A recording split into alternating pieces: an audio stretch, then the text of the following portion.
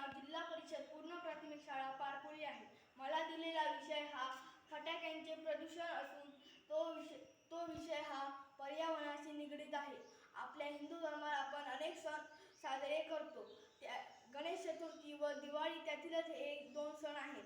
गणेश चतुर्थीला आपण बाप्पाचे आगमन खूप उत्साहाने व फटाक्यांच्या आतिषबाजीने साजरे करतो. तर एवढेच नव्हे तर आपल्या घरात जेवढे दिवस बाप्पा असतो त्या दिवशी आपण फटाके वाजवत असतो. तर आपण सकाळच्या व संध्याकाळच्या पूजेला देखील आपण फटाके वाजवतो. तर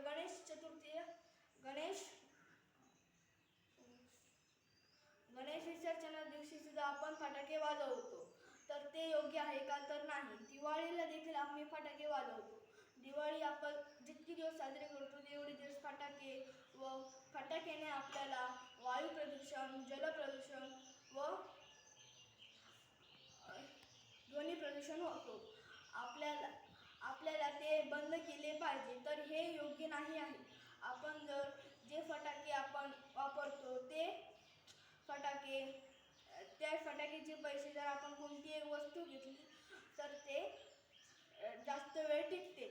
तर ते फटाके दमा हा आजार असलेल्या व्यक्तींना त्याचा खूप त्रास होतो व काही मुलांना त्याची इजा देखील होते.